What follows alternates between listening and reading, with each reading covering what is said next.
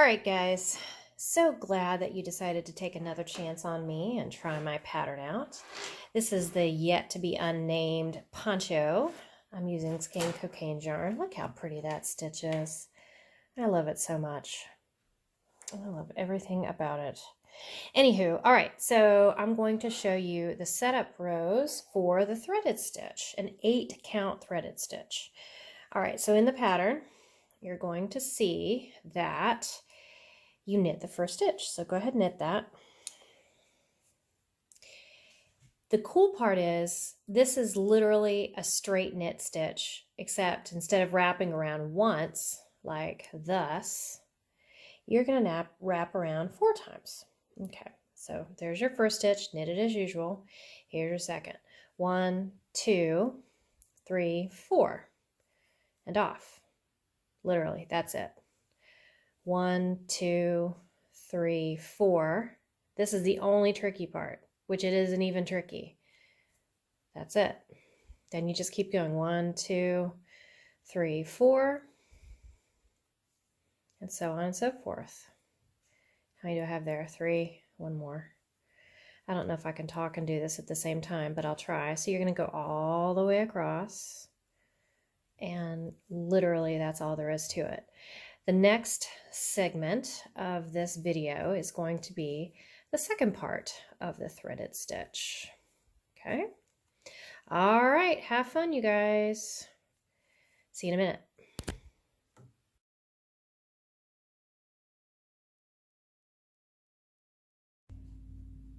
Hey friends. Sorry for the table wiggling. This is the second video for my poncho pattern for Skein Cocaine, aka Gina's yarn that she has yet to be named. Hint, hint, you'll find out that I love to give Gina a hard time. We truly do love each other, and part of how I give her my love is I give her a hard time. So anyway, so this is the second part of the 8-stitch threaded stitch, which I'm using in this poncho. So here we go.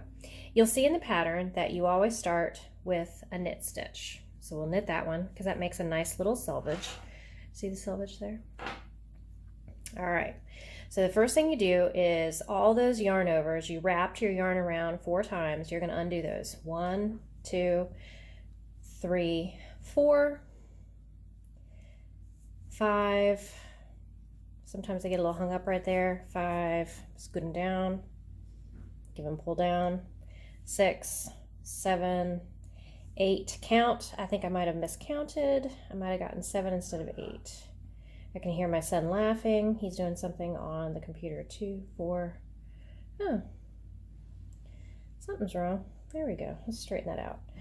So 2, 4, 6, 7, 8. Now, this is the fun part. First couple times you could do it, it's gonna be weird. So I watch my hands, and sorry I have eczema right there, just ignore my hands. I take my left hand. If you're right-handed, or if you're left-handed, I'm sorry, you're probably gonna be out of luck. So try to, maybe you could flip the video to the other side or something, I don't know. So I kind of hold those taut.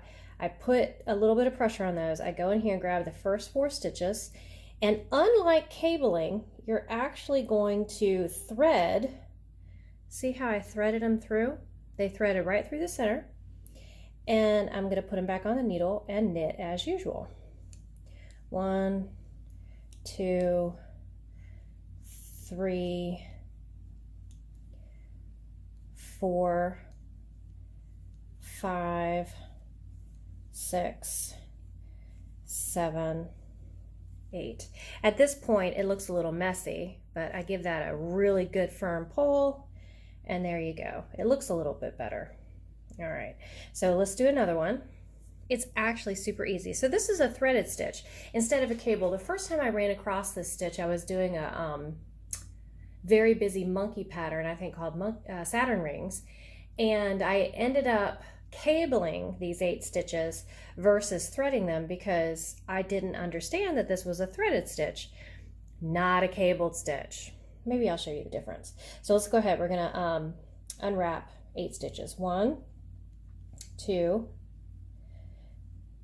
3. Notice I'm doing it as if to purl. 3, 4, 5, 6, 7, 8. Okay, so there's 8 stitches.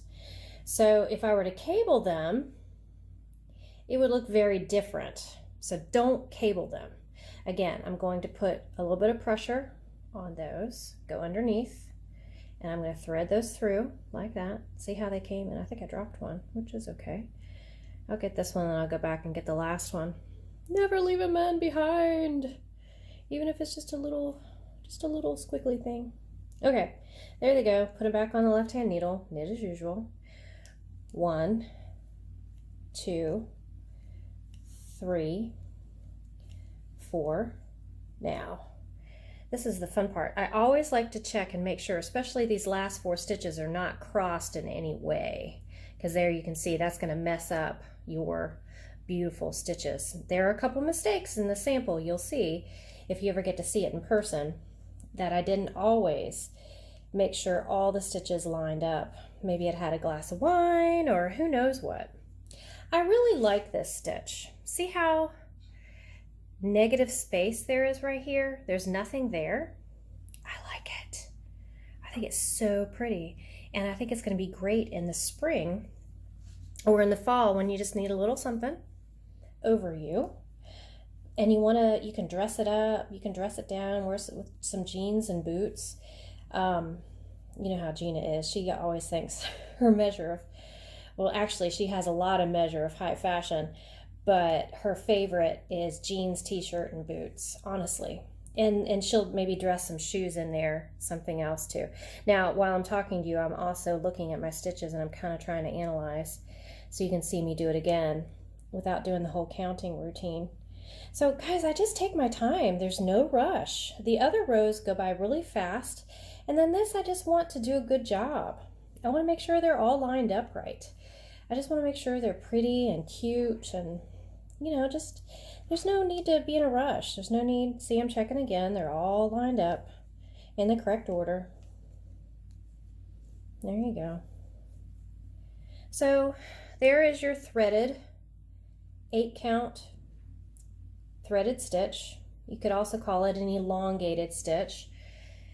There's another non-politically correct name for it on the internet. I'll let you guys find that. I actually had to delete a video because I used the politically incorrect name for it, and you know what, I just don't like to offend people, and I try to be as neutral as possible.